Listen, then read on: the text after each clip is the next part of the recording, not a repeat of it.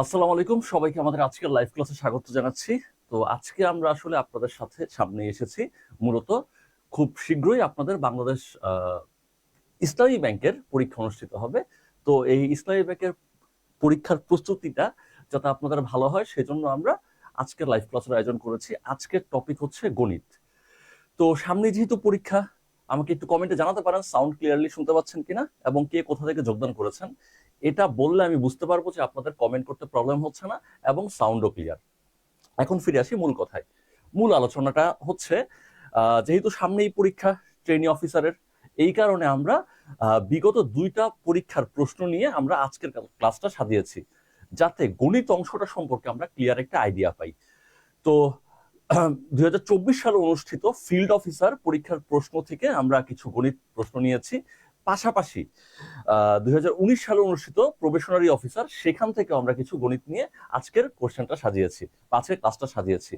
তো আপনারা যারা যুক্ত হয়েছেন আমাকে একটু কমেন্টে জানাতে পারেন যে সাউন্ড ক্লিয়ারলি শোনা যাচ্ছে কিনা এবং কোথা থেকে যুক্ত হয়েছেন, কোন স্থান থেকে যুক্ত হয়েছেন, এটা একটু জানাতে পারেন। তাহলে আমরা আমাদের মূল ক্লাসটা শুরু করতে পারি। দেখি আপনারা কে যোগদান করেছেন। গোলাম রাব্বানি ওয়ালাইকুম আসসালাম, আফরিন মাহমুদ ওয়ালাইকুম আসসালাম। তো যারা যুক্ত হয়েছেন সবাইকে স্বাগত জানাচ্ছি আমাদের ক্লাসে। আর আমরা এখন চলে যাব মূল ক্লাসে।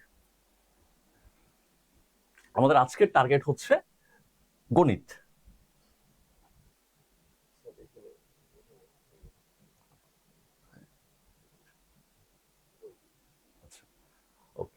তো গণিত, তো গণিত পরীক্ষায় দুই রকমের প্রশ্ন হতে পারে।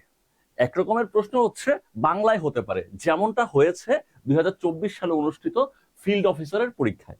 আবার প্রশ্নগুলো ইংলিশেও হতে পারে, যেমনটা হয়েছে প্রবেশনারি অফিসার 2024 সালে অনুষ্ঠিত 2019 সালে অনুষ্ঠিত পরীক্ষায়। তো চলেন আমরা দুই ধরনের প্রশ্ন নিয়ে আলোচনা করব। আর ওভারঅল অ্যানালাইসিস ম্যাথের প্রিপারেশনের ক্ষেত্রে যেটা দেখা যায় সেটা হচ্ছে ম্যাথ খুব বেসিক ম্যাথ দেয় এবং খুব সহজ ম্যাথ দেয়। যারা সরকারি ব্যাংকের প্রস্তুতি নিয়েছেন, সরকারি ব্যাংকের ক্ষেত্রে বাংলাদেশ ব্যাংকের এডি অথবা সিনিয়র অফিসার অথবা অফিসার জেনারেল অথবা অফিসার ক্যাশ, এই পরীক্ষাগুলোর জন্য যারা প্রস্তুতি নিয়েছেন তারা দেখবেন যে সবগুলা ম্যাথই আপনি পারবেন। এমন কোনো ম্যাথ নাই যেটা আসলে আপনি পারবেন না, যাদের প্রস্তুতি রয়েছে। ওকে, তো গোলাম রাব্বানি রংপুর থেকে যুক্ত হয়েছেন, ধন্যবাদ আপনাকে যুক্ত হওয়ার জন্য। তারপর হচ্ছে মিশকাতুল জান্নাত যুক্ত হয়েছেন সিরাজগঞ্জ থেকে, আপনাকে আমাদের ক্লাসে স্বাগত জানাচ্ছি। চলেন আমরা প্রথম প্রশ্নটা সলভ করি। ইসলামী ব্যাংকে অলওয়েজ দেখবেন একদম বেসিক থেকে কোয়েশ্চেন হয় এবং খুবই সহজ প্রশ্ন হয়। যারা এই উত্তরটা পারবো তারা কমেন্টে জানিয়ে দিব। আমাদের সাথে আরেকজন যুক্ত হয়েছেন, তারান্নুম ওয়ালাইকুম আসসালাম। তারপর হচ্ছে সোহাগ বড়াই যুক্ত হয়েছেন আমাদের সাথে, সোহাগ বড়াইকে আমাদের ক্লাসে স্বাগত জানাচ্ছি। তো যারা আমরা এক নাম্বার প্রশ্নের উত্তরটা পারবো তারা অবশ্যই কমেন্ট উত্তরটা জানিয়ে দিব। ইসলামী ব্যাংকের কোয়েশ্চেন এমনই হয়, খুব কঠিন প্রশ্ন হয় না। তো প্রথম প্রশ্নটা হচ্ছে একটা ত্রিভুজের দুই বাহুর যোগফল কেমন হবে। সিম্পল একটা উপপাদ্য থেকে প্রশ্নটা দেয়া। একটা ত্রিভুজের যে কোনো দুই বাহুর যোগফল তৃতীয় বাহু অপেক্ষা বৃহত্তর হবে। যে কোনো দুইটা বাহুকে যোগ করলে সেই যোগফলটা তৃতীয় বাহু থেকে বড় হবে। তার মানে এখানে আমার উত্তরটা হবে তৃতীয় বাহুর সমান না, তৃতীয় বাহুর সমান হলে ত্রিভুজ গঠিত হবে না। তৃতীয় বাহু অপেক্ষা ক্ষুদ্রতর হলেও ত্রিভুজ গঠিত হবে না। তৃতীয় বাহু অপেক্ষা বৃহত্তর হতে হবে, তাহলে ত্রিভুজ গঠিত হবে। আপনারা যারা সরকারি ব্যাংকের প্রস্তুতি নিচ্ছেন তারা জানেন যে অন্য ম্যাথের একটা ক্ষুদ্র অংশ হয়ে দাঁড়ায় এই কনসেপ্টটা। এই কনসেপ্টটা হয়তোবা পারমুটেশন কম্বিনেশনের কোনো একটা ম্যাথের ক্ষুদ্র একটা কনসেপ্ট হয়ে দাঁড়াতে পারে, অথবা জ্যামিতির অন্য একটা বড় ম্যাথের ছোট একটা কনসেপ্ট হতে পারে এটা। বাট আমরা ফিল্ড অফিসারের ক্ষেত্রে দেখতে পাচ্ছি যে এটা নিজেই একটা স্বয়ংসম্পূর্ণ প্রশ্ন। চলেন আমরা পরের প্রশ্নে চলে যাই। আর আপনাদের যে কোনো জিজ্ঞাসা থাকলে সেটা কমেন্টে জানাতে পারেন। আমরা যেই ম্যাথগুলা করব এর বাইরেও যদি আপনার কোনো ম্যাথে প্রবলেম থাকে সেই ম্যাথটা আমাদেরকে কমেন্টে জানাতে পারেন, আমরা ইনশাল্লাহ সেটাও সলভ করব। এছাড়াও আপনাদের অন্য যে কোনো জিজ্ঞাসা যদি থাকে সেটাও আমাদেরকে কমেন্টে জানাতে পারেন। আপনাদের জন্যই আজকে এই ক্লাস। আমরা পরের প্রশ্নটায় চলে যাচ্ছি। আমরা প্রথমে ফিল্ড অফিসারের কিছু প্রশ্ন সলভ করব, তারপরে আমরা চলে যাব প্রবেশনারি অফিসারের প্রশ্নে। আমাদের সাথে যুক্ত হয়েছেন তারান্নুম, উত্তর দিয়েছেন সি, মিশকাতুল জান্নাত সি এবং মুগ্ধ বলেছেন সি। ধন্যবাদ আপনাদের সবাইকে যারা সঠিক উত্তর দিয়েছেন। দ্বিতীয় প্রশ্নটা, এটা সঠিক উত্তর আমাকে দিয়ে দিবেন, লিখবেন 2 এর পরে ABC, যেটা আনসার হয় সেটা কমেন্টে জানিয়ে দিবেন। একটি বৃত্তের যে কোনো দুইটা বিন্দুর সংযোজক রেখাকে কোনটা বলবে? একটা বৃত্তের যে কোনো দুইটা বিন্দু এর সংযোজক রেখাকে কি বলা হবে? এই একটা বৃত্ত, বৃত্তের যে কোনো দুইটা বিন্দু, যে কোনো দুইটা বিন্দু কোথায় থাকবে? যে কোনো দুইটা বিন্দু মানে কিন্তু বৃত্তের বাইরের বা ভেতরের বিন্দু না, যে কোনো দুইটা বিন্দু মানে হচ্ছে বৃত্তের পরিধির উপরের যে কোনো দুইটা বিন্দু। এবং এই যে কোনো দুইটা বিন্দুকে যোগ দিলে যে রেখা হবে সেই রেখাটাকে আমরা কি বলবো? দেখি আপনাদের উত্তর কি পাচ্ছি। মুগ্ধ বলেছেন 2 এর বি, তারান্নুম বলেছেন 2 এর বি, জান্নাত বলেছেন 2 এর বি। হ্যাঁ, আপনাদের সবার উত্তর সঠিক। বৃত্তের পরিধির উপরের যে কোনো দুইটা বিন্দুকে যোগ দিলে আমরা যেই রেখা পাবো তার নাম হচ্ছে যে। এখন প্রশ্নটা যদি একটু ঘুরিয়ে আসে, দেখি আপনারা উত্তর দিতে পারেন কিনা। প্রশ্নটা যদি একটু ঘুরিয়ে আসে, সেটা হচ্ছে একটা বৃত্তের সবচেয়ে বড় জ্যাকে কি বলা হয়? একটা বৃত্ত, আমি অনেক জ্যা টানতে পারি, অনেক যে আঁকা সম্ভব। তো এদের মাঝে সবচেয়ে বড় যেই জ্যাটা আমরা আঁকবো সেই জ্যাকে কি নামে ডাকা হয়? এখানেই উত্তর আছে। এইবার আপনারা উত্তর দেন। বৃত্তের বৃহত্তম জ্যা, সবচেয়ে বড় জ্যা যেটা, যেটা বৃহত্তম, সেই জ্যাকে কি বলা হয়? দেখি কে সবার আগে সঠিক উত্তর দিতে পারে। বৃত্তের বৃহত্তম জ্যাকে কি বলা হয়? আচ্ছা, এই তো আমরা তারান্নুমের কাছ থেকে উত্তর পেয়ে গেছি এবং মাসুদুর রাহাতের কাছ থেকে উত্তর পেয়ে গেছি, সেটা হচ্ছে ব্যাস। বৃত্তের যে বৃহত্তম জ্যা, সেই বৃহত্তম জ্যাটা হয়ে যাবে ব্যাস। তো এরকম একদম বেসিক কনসেপ্ট থেকে ফিল্ড অফিসারের কোয়েশ্চেন গুলো আসে এবং প্রবেশনারি অফিসারের ক্ষেত্রে প্রশ্নগুলো সাধারণ ব্যাংকের মতো ইংরেজিতে আসে, তবে একদম বেসিক টপিকের ম্যাথ এবং খুব সহজ ম্যাথ। যারা সরকারি ব্যাংকের প্রস্তুতি নিচ্ছেন তাদের কাছে দেখবেন ম্যাথে আপনি 20টা কোয়েশ্চেনের মাঝে 20টাই আপনি পারবেন, কখনোই আটকাবেন না। চলেন আমরা পরের কোয়েশ্চেনটায় যাই। পরের প্রশ্নটা হচ্ছে, কোন ত্রিভুজের 3 বাহুর সমদ্বিখণ্ডকগুলোর ছেদ বিন্দুর নাম কি? একদম বেসিক একটা কোয়েশ্চেন। এরকম একটা ত্রিভুজ, এই ত্রিভুজের 3 বাহুকেই আমরা সমদ্বিখণ্ডিত করব। এই যে এই বাহুকে সমদ্বিখণ্ডিত করলাম, তাহলে এটা এই বাহুটা সমদ্বিখণ্ডক। এই বাহুটাকে আমরা সমদ্বিখণ্ডিত করলাম, এটা হচ্ছে এই বাহুর সমদ্বিখণ্ডক। এই বাহুটাকে আমরা সমদ্বিখণ্ডিত করলাম, এটা হচ্ছে এই বাহুর সমদ্বিখণ্ডক। সমদ্বিখণ্ডক গুলো যেই বিন্দুতে ছেদ করে, এই ছেদ বিন্দুটার নাম কি? এই হচ্ছে প্রশ্ন। সমদ্বিখণ্ডক গুলোর ছেদ বিন্দুর নাম কি?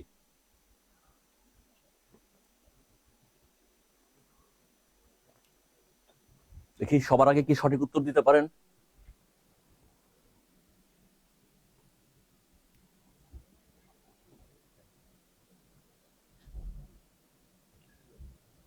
ওকে, তাহলে সবার উত্তরই সঠিক, সেটা হচ্ছে ডি, পরিকেন্দ্র। আচ্ছা, চলেন আমরা তারপরের কোশ্চেনটা দেখে ফেলি। পরের প্রশ্নটা হচ্ছে, বৃত্তস্থ সামান্তরিক, বৃত্তের ভেতরে যেই সামান্তরিক থাকে সেটাকে আমরা কি নামে রাখবো? এই একটা বৃত্ত, তারপর হচ্ছে এই বৃত্তের ভেতরে যদি আমরা কোনো সামান্তরিক আঁকতে চাই, সামান্তরিক মানে কি? বিপরীত বাহুগুলো সমান্তরাল হবে। সামান্তরিক কথার অর্থ কি? বিপরীত বাহু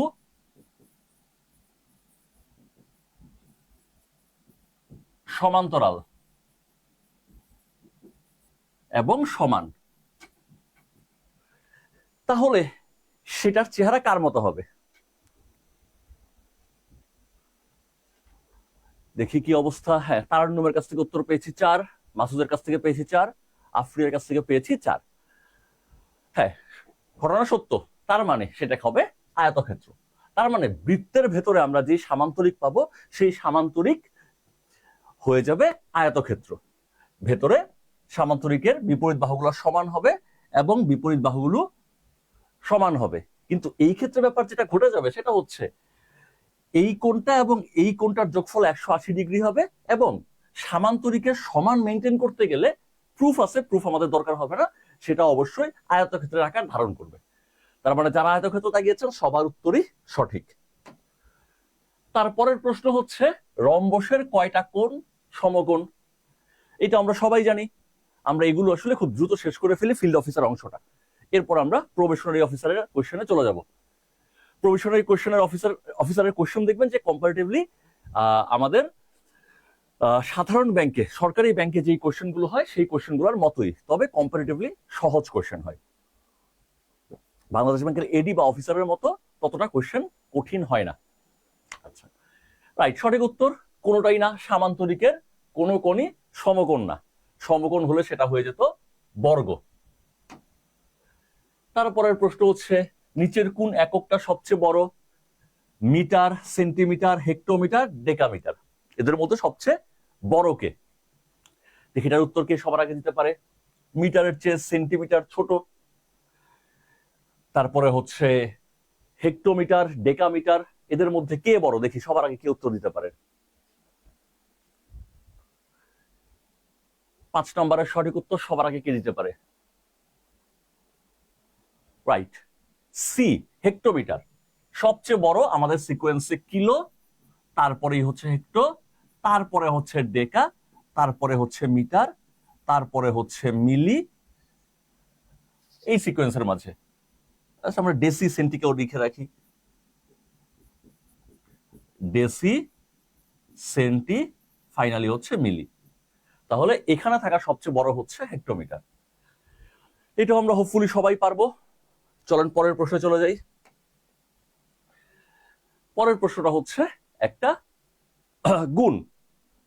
তো এই গুণটাও খুবই সহজ, যত বড় গুণই হোক না কেন একটা শূন্য আছে, তার মানে গুণফলটা শূন্য হয়ে যাবে, সবাই পারবো।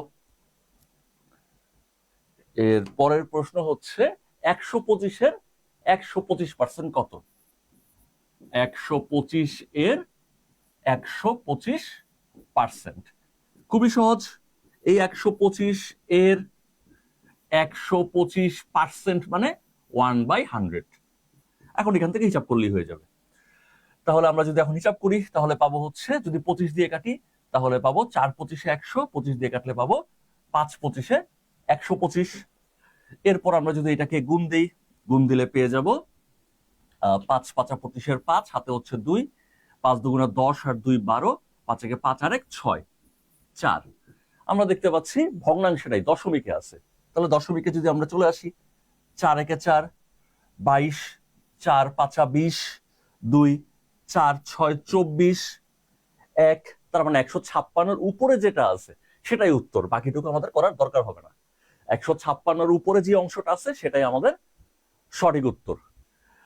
এবং সবাই সঠিক উত্তর দিচ্ছেন, সবাইকে ধন্যবাদ। আমার সামনে সঠিক উত্তর যাদের আছে তাদের নামটা বলি। তানহা বলেছেন সঠিক উত্তর, তারপর হচ্ছে মর্জিনা, ওয়ালাইকুম আসসালাম। মাসুদুর রাহাত বলেছেন সঠিক উত্তর। সবাইকে অনেক ধন্যবাদ সঠিক উত্তর দেওয়ার জন্য। খুবই সহজ প্রশ্ন ছিল ফিল্ড অফিসারের ক্ষেত্রে। আমরা আর দুই একটা প্রশ্ন ফিল্ড অফিসার থেকে করব, এরপরে চলে যাব প্রবেশনারি অফিসার এর প্রশ্নে, যে প্রশ্নগুলো মূলত ইংলিশে হবে। এখানে বলছে সমবাহু ত্রিভুজের প্রত্যেকটা কোণের পরিমাপ কত? একটা সমবাহু ত্রিভুজ, তার মানে প্রত্যেকটা বাহু সমান। প্রত্যেকটা বাহু যদি সমান হয় তাহলে প্রত্যেকটা কোণের মান কত হবে, এই হচ্ছে প্রশ্ন। প্রত্যেকটা কোণের মান কত হবে? রফিক ভাই আলহামদুলিল্লাহ ভালো আছি, আশা করি আপনিও ভালো আছেন। আচ্ছা, 10 নম্বর প্রশ্নের উত্তর তারান্নুম দিয়েছেন এ, দিলরুবা, তারপর হচ্ছে জসিমউদ্দিন, আপনারা বলছেন ডি, ওয়াই। সমবাহু ত্রিভুজের প্রত্যেকটা কোণের মান হচ্ছে 60 ডিগ্রি। সমবাহু ত্রিভুজের ক্ষেত্রে প্রতিটা বাহু হচ্ছে সমান আর প্রতিটা কোণের মান 60 করে, প্রতিটা কোণের মানই 60 ডিগ্রি। আশা করি আমরা এটা পারবো। চলেন দেখি পরের প্রশ্ন। 0.023 এর 1% এটা কত হবে? 0.023 এর 1% এটা কত হবে? হ্যাঁ, যারা এ বলেছেন বা 60 ডিগ্রি বলেছেন সবাইকে অসংখ্য ধন্যবাদ সঠিক উত্তর দেওয়ার জন্য। তো এই কোয়েশ্চেনটা যদিও এটা ফিল্ড অফিসারের কোয়েশ্চেন, কিন্তু এটা আমাদের ট্রেনি অফিসারের ক্ষেত্রেও চলে আসতে পারে। অঙ্কটা এটা মোটামুটি ইম্পর্টেন্ট। তাহলে 0.023 এর 1% মানে হচ্ছে 1/100। এখন আমরা যদি হিসাব করি, এর মানে গুণের মতো কাজ করবে।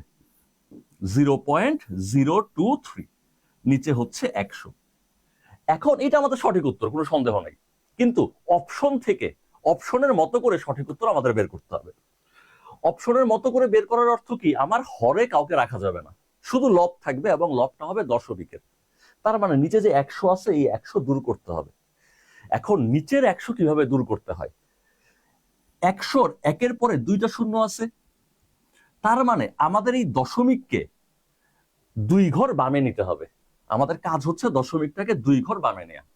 তাহলে দশমিককে 2 ঘর বামে নেওয়ার জন্য আমরা যেটা করতে পারি সেটা হচ্ছে, এখানে দশমিক ছিল 023, সামনে শূন্য তো যেই কয়টা লাগে আমরা দিতেই পারি। দশমিকটাকে জাস্ট 2 ঘর বামে নিয়ে গেলেই উত্তর হয়ে যাবে। কেন? কারণ একের পরে 2টা শূন্য আছে এবং সেটা নিচে আছে। নিচে যদি থাকে দশমিকটা বামে মুভ করে, আর যদি এই 100 দিয়ে গুণ উপরে থাকতো তাহলে দশমিকটা ডানে মুভ করতো। এখন বামে মুভ করবে, তার মানে ব্যাপারটা দাঁড়াবে 0.3023।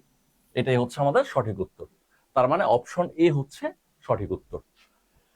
দেখি আপনাদের কি অবস্থা। দিলরুবা বলেছেন এ, তার মানে সঠিক উত্তর।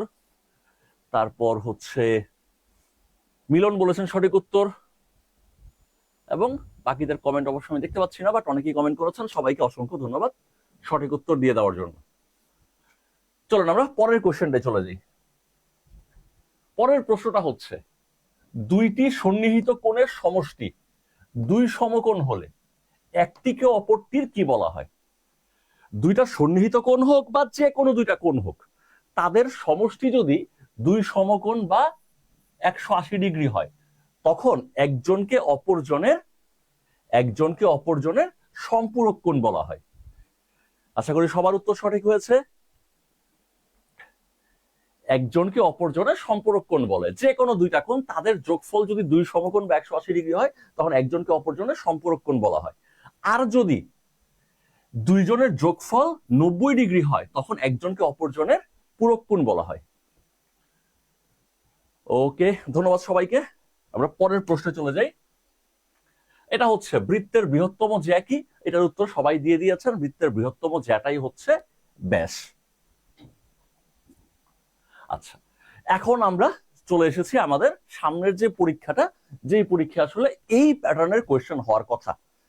তো যদি কোনো কারণে বাংলায় কোয়েশ্চেন হয়, সেই জন্য আমরা আগের পার্টটা একটু করে দেখলাম, একদম বেসিক কোয়েশ্চেন যদি সেটা হতো সেই পার্টটা আমরা দেখলাম।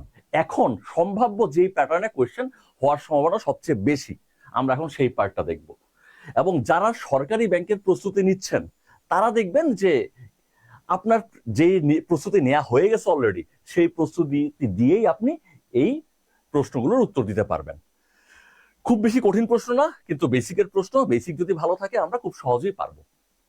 চলেন দেখি এবার আমাকে সবার আগে দেখি কারা উত্তর দিতে পারেন। এবার দেখবো সবার আগে আমরা কারা উত্তরগুলো করতে পারি। এবার হবে আসল টেস্ট। প্রথম প্রশ্ন সেটা হচ্ছে, এ ট্রায়াঙ্গুলার প্লট, একটা ত্রিভুজ আকৃতির প্লট। এ ট্রায়াঙ্গুলার প্লট, প্লট মানে কি? জমির টুকরো, এক টুকরো ত্রিভুজ আকৃতির জমি। উইথ সাইডস, সাইড মানে কি? বাহুগুলো।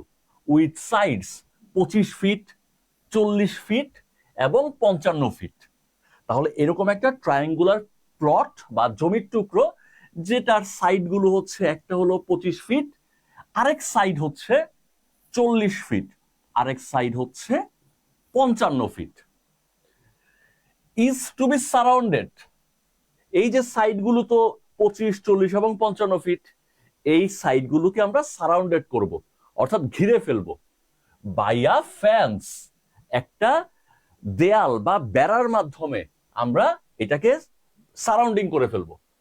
বিল্ট অফ পিলার্স, আমরা এটাকে সারাউন্ডেড করব ফেন্স দিয়ে। ফেন্সটা কিভাবে তৈরি করব? পিলার দিয়ে তৈরি করব। Pillar set 5 feet apart. তাহলে আমরা বেড়াটা তৈরি করব পিলার দিয়ে। পিলারগুলো হবে 5 ফিট দূরে দূরে। এখন প্রশ্ন হচ্ছে, how many pillars will be required? কয়টা পিলার দরকার হবে টু সারাউন্ড দ্য প্লট? আমরা 5 ফিট দূরে দূরে পিলার দিয়ে দিয়ে দিয়ে আমরা বেড়াটা তৈরি করব, ফেন্সটা তৈরি করব। তাহলে কয়টা বেড়া দরকার হবে? এই হচ্ছে আমাদের প্রশ্ন।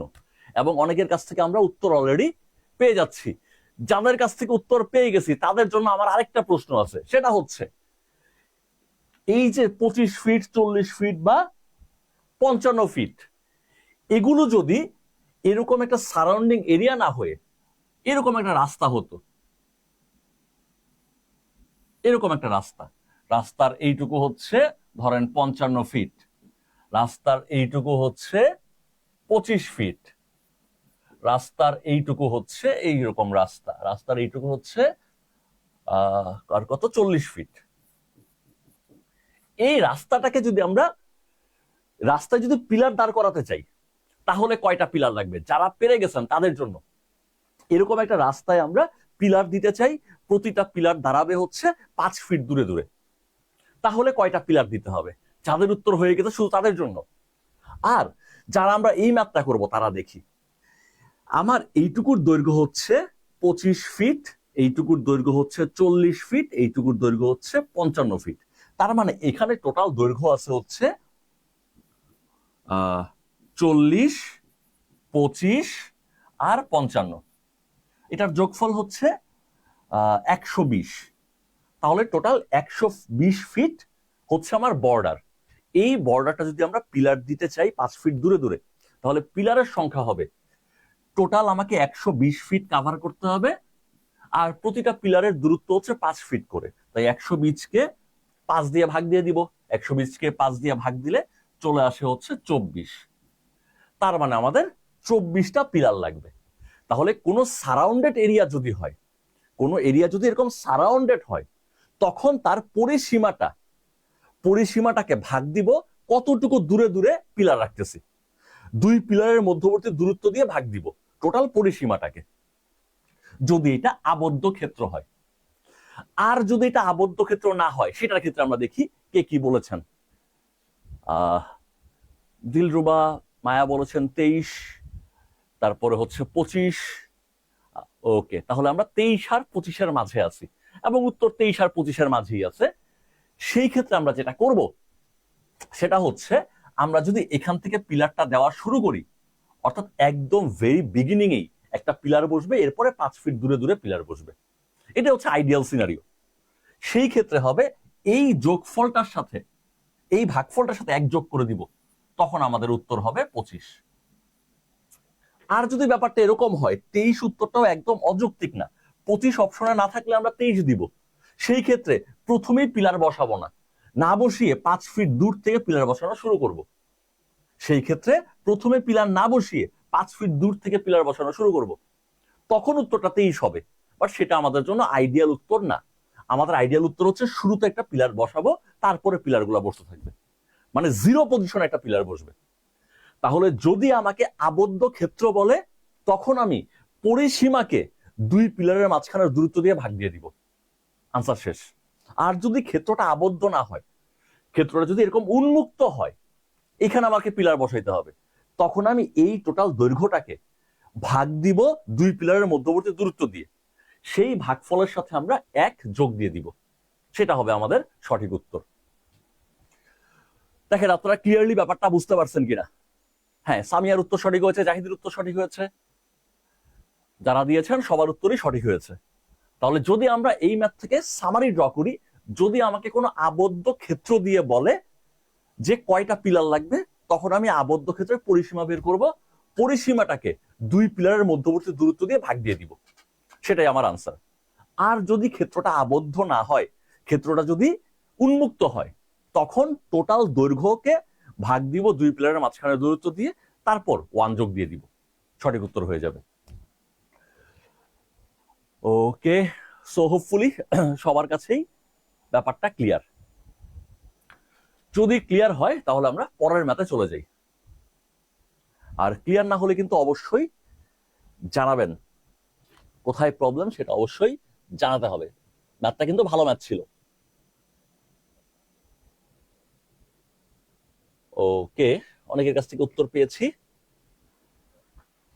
চলো আমরা পরের ম্যাথে চলে যাই। পরের ম্যাথটা হচ্ছে এ ওয়াল, একটা দেয়াল 8 মিটার লং, দেয়ালটা 8 মিটার লম্বা, 6 মিটার হাই। একটা দেয়াল তৈরি করতে হবে যেটা 8 মিটার লম্বা, 8 মিটার লম্বা, 6 মিটার তার উচ্চতা, এবং 22.5 সেন্টিমিটার হচ্ছে তার থিকনেস। তাহলে দেয়ালটা সম্পর্কে কমপ্লিট আইডিয়া দিয়ে দিছে। লম্বায় সেটা 8 মিটার, উচ্চতায় সেটা 6 মিটার, এবং চওড়া হচ্ছে সেটা 22.5 সেন্টিমিটার। ঠিক। ইজ মেড আপ অফ, এই যে আমরা এই দেয়ালটা তৈরি করব, এই দেয়ালটাকে তৈরি করব ব্রিক্স দিয়ে। দেয়ালটাকে আমরা তৈরি করব ব্রিক্স বা ইট দিয়ে। ইচ মেজারিং, তার মানে কাকে কার মাপ বলতেছে আমাকে? এই যে ইচের আগে যে আছে ব্রিক্স, এই ব্রিক্স গুলার মেজারমেন্ট আমাকে বলতেছে। Each measuring 25 centimetre by 12.5 centimetre by 6 centimetre. এই হচ্ছে এদের মেজারমেন্ট। এখন বলতেছে the number of bricks required is, তাহলে কয়টা ব্রিক্স আমাদের দরকার হবে, এই হচ্ছে প্রশ্ন। ওকে, আমরা উত্তরও পেয়ে গেছি মিলনের কাছ থেকে। মিলনকে অনেক ধন্যবাদ, বাকিদেরকেও ধন্যবাদ যারা কমেন্ট করছেন। ওকে, চলেন তাহলে আমরা এটা সলভ করি। আমাদেরকে ওরা দেয়ালের মেজারমেন্ট দিয়ে দিছে, এবং এই দেয়ালটা তৈরি করতে হবে ইট দিয়ে। ইটের মেজারমেন্টও বলে দিছে, দেয়ালের মেজারমেন্টও বলা, ইটের মেজারমেন্টও বলা। তাহলে আমাদেরকে প্রশ্ন করছে কয়টা ইট দরকার হবে। খুবই সহজ, আমরা দেয়ালের মেজারমেন্ট থেকে দেয়ালের ভলিউম বের করে ফেলবো। ভলিউম অফ ওয়াল, দেয়ালটার ভলিউম বের করে ফেলবো। দেয়ালের ভলিউম কত? 8 metre into 6 metre into 22.5 centimetre. তাহলে যেহেতু 22.5 সেন্টিমিটার, ওইটাকে আমরা মিটার বানায় ফেলি। এখন সেন্টিমিটারকে 100 দিয়ে ভাগ দিলে মিটার হয়ে যাবে। আর 100 দিয়ে ভাগ দেওয়ার অর্থ কি? দশমিকটা 2 ঘর বামে চলে যাবে। দশমিক 2 ঘর বামে যাওয়ার অর্থ কি? 0.225। এটা হচ্ছে দেয়ালের ভলিউম। এখন এই ভলিউমের দেয়াল আমরা তৈরি করব ইট দিয়ে। প্রতিটা ইটের ভলিউম কত? ভলিউম অফ ব্রিক, সেটা ওরা দিয়ে দিছে 25 সেন্টিমিটার বাই হচ্ছে 11.25 সেন্টিমিটার বাই 6 সেন্টিমিটার। এখন আমি দেয়াল তৈরি করছি মিটারে বা মিটার কিউবে, আর ইটকে যদি আমি সেন্টিমিটারে রাখি তাহলে তো আমরা পারফেক্ট আনসার আসলে পাবো না। সেই জন্য এগুলো সবাইকে মিটার বানায় ফেলতে পারি। মিটার বানালে কি হবে? 100 দিয়ে ভাগ, তার মানে 0.2 ঘর বামে চলে আসবে। 1125, আর এখানে হচ্ছে 006। এই হচ্ছে আমাদের ব্রিকের ভলিউম। তাহলে আমি দেয়ালের ভলিউমকে যদি ব্রিকের ভলিউম দিয়ে ভাগ দেই, ভাগ দিলেই চলে আসবে মূলত এই ভাগফলটাই হচ্ছে আমাদের কয়টা ইট লাগবে। ম্যাথটা খুবই সহজ, চ্যালেঞ্জ হচ্ছে এই বড় বড় গুণগুলো করা হচ্ছে আমাদের এই ম্যাথের জন্য মেজর চ্যালেঞ্জ। আর এই গুণ টুন করে আমরা যখন সলিউশন পাবো, সঠিক উত্তর অলরেডি আপনারা কমেন্টে দিয়ে দিয়েছেন, সেটা হচ্ছে 6400 বা 6400। তাহলে এই কাজটা করতে আমাদের 6400 ব্রিক্স লাগবে। হ্যাঁ, রাহাত বলে দিয়েছেন সঠিক উত্তর, উত্তর সঠিক। বাট এই ম্যাথের একমাত্র চ্যালেঞ্জ হচ্ছে বড় বড় ক্যালকুলেশন। তো আপনাকে কিন্তু পরীক্ষার সময় দুইটা জিনিস ফেস করতে হবে। একটা জিনিস হচ্ছে আপনার সঠিক উত্তর হচ্ছে আপনাদের সবার উত্তরই সঠিক। পরীক্ষার ক্ষেত্রে কিন্তু দুইটা জিনিস আপনাকে খেয়াল রাখতে হবে। প্রথম ব্যাপার হচ্ছে আপনার আসলে নলেজ কতটুকু, সেকেন্ড ব্যাপার হচ্ছে ওই নলেজের পারফেক্ট এক্সিকিউশন। এমন যদি দেখা যায় যে এই গুণ করতে গিয়ে আপনার দুইটা কোশ্চেন ছেড়ে দিতে হচ্ছে, সেই কেসে আমরা কি এরকম বড় বড় গুণগুলো রেখে দিব, করব না। অন্য সব কোশ্চেনের আনসার আমরা যেগুলো পারি সেগুলো আনসার করার পর যদি দেখি যে না আমার হাতে সময় বেঁচে গেছে, তখন আমরা এরকম বড় দশমিকের গুণগুলা করব। আদারওয়াইজ আমি যদি শুরুতেই এই গুণ করতে যাই তাহলে দেখা যাবে যে আমার পারা 2টা প্রশ্ন ছেড়ে দিতে হয়েছে। সো এক্সামটা কিন্তু আসলে টেস্ট ম্যাচ। পরীক্ষাটা ছোট, 1 ঘন্টার পরীক্ষা, বাট এটা মনে রাখবেন টেস্ট ম্যাচ। তার মানে বল যেটাই আসবে টি-20-র মতো সব বল আমরা মারবো না। সব বল মারলে আসলে দেখা যাবে যে আমার পরে উইকেট থাকবে না। সেই কারণে আমাদের দেখতে হবে আমরা কোন বলটা খেলবো আর কোন বলটা ছাড়বো। সব বল খেলার দরকার নাই। এটাও কিন্তু একটা এক্সাম যে আমরা সব অঙ্ক পারলেই করবো না, আমরা রেখে দিব, যদি সবকিছু পারার পরে টাইম থাকে তখন সেটা করব। এটা ইম্পর্টেন্ট ফ্যাক্ট। ওকে, চলেন আমরা চলে যাই পরের কোশ্চেনে। পরের প্রশ্নটা আমাদেরকে বলছে এ ট্রেন, একটা ট্রেন 150 মিটার লং, একটা ট্রেন দিয়ে দিছে, ট্রেনটা হচ্ছে 150 মিটার লম্বা।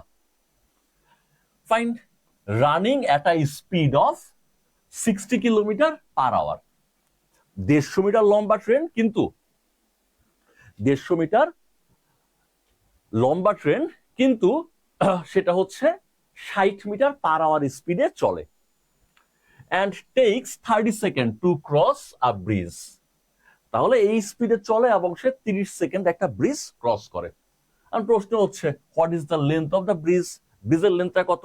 যারা সরকারি পরীক্ষার প্রিপারেশন নিচ্ছেন তাদের কাছে কিন্তু খুবই সহজ ম্যাথ, এই ম্যাথগুলো আমরা করব। আচ্ছা, তারান্নুম বলেছেন ম্যাথ পরে সমাধান করি। আমার মনে হয় ম্যাথ একদম পরে সমাধান করলেও একটু প্রবলেম হবে এক্সামের ক্ষেত্রে, কারণ তখন দেখা যাবে যে অনেক পারা ম্যাথ আপনি পারবেন না। আমার সাজেশন থাকে সবসময় যে ম্যাথটা একদম শেষে না করে আপনি ম্যাথটা শুরুতে করতে পারেন। শুরুতে ব্রেনটা একদম ফ্রেশ থাকে, আবার শুরুতে নার্ভাসনেস বেশি থাকে। তো ম্যাথে ভালো করার জন্য ক্লু হচ্ছে 2টা। একটা ক্লু হচ্ছে নার্ভাসনেস দূর করা, সেকেন্ড ক্লু হচ্ছে ম্যাথটা দেখেই চিনে ফেলা যে আমি এই ম্যাথটা পারবো কিনা এবং এই ম্যাথটা করতে আমার কেমন সময় লাগবে। এই 2টা ইফিসিয়েন্সি আপনাকে নিয়ে এক্সাম হলে যাইতে হবে। ফার্স্ট কি, নার্ভাস থাকা যাবে না। সেকেন্ড হচ্ছে ম্যাথটা দেখে চিনতে হবে আমি এই ম্যাথটা ইমিডিয়েটলি পারবো কিনা। সেই জন্য ম্যাথ একদম শেষে করতে গেলে শেষেও সময় নার্ভাসনেস থাকবে, তাড়াহুড়া থাকবে, ব্রেইন আসলে হয়ে যায়, কি বলে এটাকে, টায়ার্ড হয়ে যায় এক্সামের শেষ দিকে। এক্সামের শুরুর দিকে ন্যাচারালি একটা নার্ভাসনেস থাকে। সেই জন্য 1 ঘন্টা যদি পরীক্ষা হয়, আপনি 10 মিনিট পর থেকে ম্যাথগুলো করা শুরু করেন, ম্যাথটা দেখেই চিনবেন। 10 মিনিট পরে নার্ভাসনেস চলে যাবে, প্রথম প্রবলেম সলভ। সেকেন্ড প্রবলেম হচ্ছে ম্যাথ দেখেই আপনি যেটা চিনতে পারবেন যে ম্যাথ আমি এটা পারবো এবং আমি ইমিডিয়েটলি ম্যাথটা পারবো, আমার টাইম কিল হবে না, ওই ম্যাথগুলো করে ফেলবেন। আর সবার শেষে তখন যেই ম্যাথ, যেমন প্রিভিয়াস ম্যাথ, এক্সাম হলে আমি এই ম্যাথটা করতাম সবার লাস্টে, কারণ এখানে আমাকে বড় গুণ করতে হবে। আমি যতই ভালো ম্যাথ পারি না কেন, আমাকে পয়েন্ট থাকুক আর না থাকুক 225-কে তো গুণ দিতে হবে। তারপরে দেখেন এখানে 1125-কে তো গুণ দিতে হবে, কাটাকাটি যাক না, বাট স্টিল গুণ তো দিতে হবে। তো ওই লোড আমি নিব সবার লাস্টে টাইম থাকলে, আদারওয়াইজ আমি ওই জায়গায় হাত দিব না। দেখি এটাও মনে হয় অনেকেই পেরে গেছেন হয়তোবা।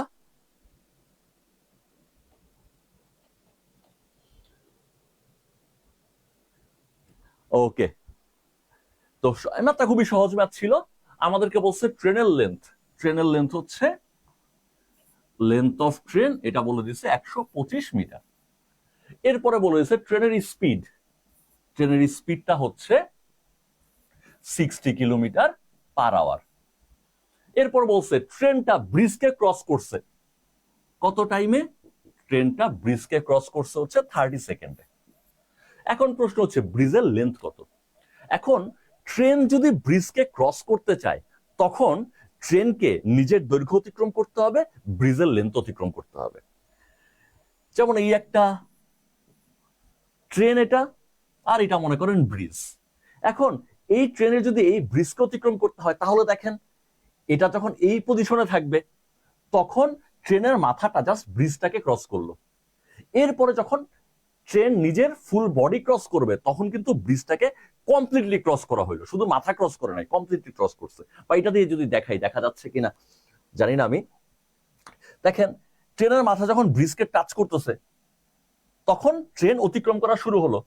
ট্রেনের মাথা যখন ব্রিজের অপর এন্ডে গেল তখন ট্রেনের মাথা শুধুমাত্র ব্রিজের পুরোটা ক্রস করছে। এরপর ট্রেন যখন ট্রেনের লেজ যখন ব্রিজ ক্রস করলো তখন পুরা ব্রিজ ক্রস করা হয়েছে। তার মানে একটা ট্রেনের যদি ব্রিজ বা অপর ট্রেন বা প্ল্যাটফর্ম ক্রস করতে হয় তখন তার নিজের দৈর্ঘ্য এবং ব্রিজের দৈর্ঘ্য দুইটা একসাথে অতিক্রম করতে হয়। তাহলে ট্রেনটা ব্রিজ অতিক্রম করার অর্থ হচ্ছে ডিস্টেন্স অতিক্রম করতে হবে এই 150 প্লাস ব্রিজের দৈর্ঘ্য। ধরলাম ব্রিজের দৈর্ঘ্য এক্স, এই পরিমাণ দূরত্ব তাকে অতিক্রম করতে হবে। আর আমরা জানি দূরত্ব সমান বেগ ইন্টু সময়। বেগ কত? 60 কিলোমিটার পার আওয়ার। আমি দেখতে পাচ্ছি দূরত্ব আছে মিটারে, সময় আছে সেকেন্ডে, তাহলে বেগ তো এরকম কিলোমিটার পার আওয়ার হইলে আমার পোষাবে না, বেগ লাগবে মিটার পার সেকেন্ডে। এখন 60 কিলোমিটার পার আওয়ারকে মিটার পার সেকেন্ড কেমনে বানাবো? 5/18 দিয়ে গুণ দিব। 5/18 দিয়ে গুণ দিলে সে হয়ে যাবে মিটার পার সেকেন্ড। এরপরে সময় হচ্ছে 30 সেকেন্ড, 30 দিয়ে গুণ দিলাম। এখন আমার এক্স এর ভ্যালু লাগবে। এখন জাস্ট কাটাকাটি করা হচ্ছে আমাদের কাজ। যদি কাটাকাটি করি 150 প্লাস এক্স ইকুয়াল 6 দিয়ে যদি কাটি 6 10 60, 6 দিয়ে কাটলে হবে 3 6 18, যদি 3 দিয়ে কাটি 3 10 30, তাহলে এখান থেকে পাচ্ছি 500। তার মানে এক্স ইকুয়াল হচ্ছে 500 থেকে 150 বাদ, তাহলে হবে 350। তার মানে ব্রিজটা ছিল 350 মিটার। ম্যাথ খুবই সহজ, আশা করি সবাই পারছেন। রিয়াদের উত্তর সঠিক, তারপর হচ্ছে মিলনের উত্তর সঠিক, সামিয়ার উত্তর সঠিক, তারপর হচ্ছে কাউসারের উত্তর সঠিক, তারন্নমের উত্তর সঠিক, রাইট। যারা দিয়েছেন সেতুর উত্তর সঠিক, লাবণীর উত্তর সঠিক। যারা সঠিক উত্তর দিয়েছেন সবাইকে অসংখ্য ধন্যবাদ। চলেন তাহলে আমরা পরের ম্যাথে চলে যাই।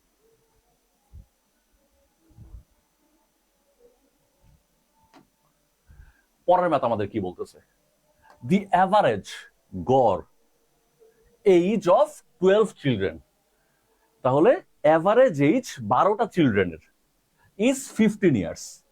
12টা শিশুর অ্যাভারেজ এইজ হচ্ছে 15 বছর। ওকে, ইফ অ্যানাদার চাইল্ড কামস, যদি আরেকজন শিশুর আগমন ঘটে, the average age comes to 13। আরেকটা শিশু আসলে অ্যাভারেজ এজ 13 হয়ে যাবে, যেটা আসলে ফিজিক্যালি মানে প্র্যাকটিক্যালি পসিবল না, অঙ্কটায় ভুল আছে। এক শিশু আসার কারণে সবার গড় বয়স কমে গেলে নেগেটিভ চলে আসবে। What is the age of the new child, তাহলে নতুন চাইল্ডের বয়স কত? অঙ্কটা আসলে ভুল আছে। আমরা এইটাকে ধরেন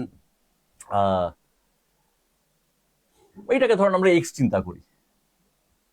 13 দিলে তো উত্তরটা মিলবে না বা উত্তর করা সম্ভব হবে না, আমরা জাস্ট এক্স চিন্তা করলাম। জাস্ট আমরা কোশ্চেনে এরর আছে, রাইট। আমরা জাস্ট কনসেপ্টটা নিই। ধরেন 12 জন শিশুর গড় বয়স হচ্ছে 15, আরেকটা শিশু আসায় তাদের গড় বয়স কমে এক্স হয়ে গেল। তাহলে নতুন যে শিশুটা আসছে তার গড় বয়স কত? 12 জনের গড় বয়স হলো 15, তাহলে 12 জনের মোট বয়স কত? 12 ইন্টু 15। নতুন এক শিশু আসছে, সেই জন্য গড় বয়স হয়ে গেছে এক্স। তাহলে নতুন শিশু আসায় গড় বয়স যেহেতু এক্স হয়েছে, নতুন শিশু আসায় গড় বয়স এক্স হয়েছে, তাহলে নতুন শিশু আসায় মোট বয়স কত হয়েছে? গড় তো এক্স, আগে ছিল 12, নতুন একজন আসছে 13, তাহলে 13 জনের মোট বয়স কত? 13x। এই 13x থেকে বা 13 জনের বয়স থেকে 12 জনের বয়স বাদ দিব, এই বিয়োগ ফলটাই হচ্ছে নতুন শিশুর বয়স। নতুন শিশুর বয়স। মূল পরীক্ষাতেও কোশ্চেনটা আসলে ভুলই ছিল, এবং এই কোশ্চেনটা আরো কয়েকটা পরীক্ষায় আসছে এবং ভুলভাবেই আসছে। যাক, এটা কোনো সমস্যা না, যদি সঠিকভাবে আসে আমরা হোপফুলি পারবো। সঠিকভাবে আসলে আমরা পারলেই হচ্ছে। তারপরের কোশ্চেন, এই কোশ্চেনও যারা সরকারি ব্যাংকের প্রস্তুতি নিচ্ছেন দেখবেন যে এই কোশ্চেনটা নিয়মিত বিভিন্ন পরীক্ষায় আসছে।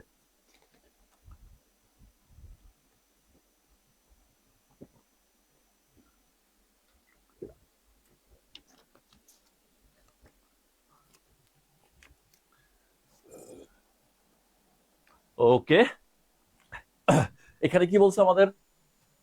As the price of mango, যেহেতু আমের দাম হ্যাজ রিডিউসড, যেহেতু আমের দাম কমে গেছে 20%। খুব আনন্দের খবর, আমের দাম 20% কমে গেছে। ইট ইজ নাও পসিবল, এটা এখন সম্ভব, two by 2 kg more mangoes. আমের দাম তো 20% কমে গেছে, তাই এখন সম্ভব হচ্ছে 2 কেজি বেশি আম কেনা।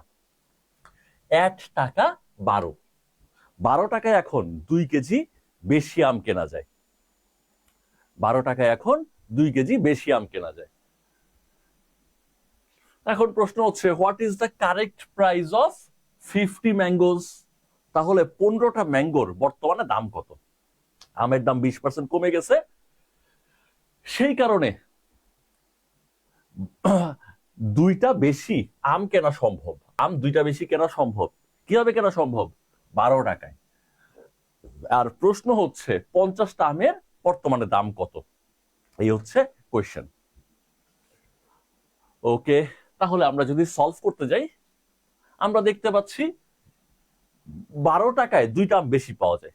তাহলে আমরা গল্পটা সাজাই, আমরা দোকানদারকে 12 টাকা দিচ্ছি, আমের দাম তো 20% কমে গেছে, দোকানদারকে 12 টাকা দিলে দোকানদার আমাকে আগের মতোই আম দিবে, আর 20% দাম যেহেতু কমছে, ও 20% টাকা আমাকে ফেরত দিবে।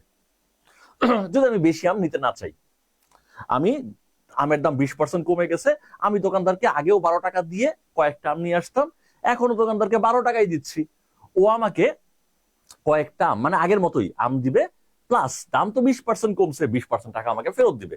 যদি আমি আম বেশি নিতে না চাই, তাহলে ও আমাকে 20% টাকা ফেরত দিবে, কারণ আমের দাম 20% কমে গেছে। তাহলে দেখি ও আমাকে কয় টাকা ফেরত দেয়।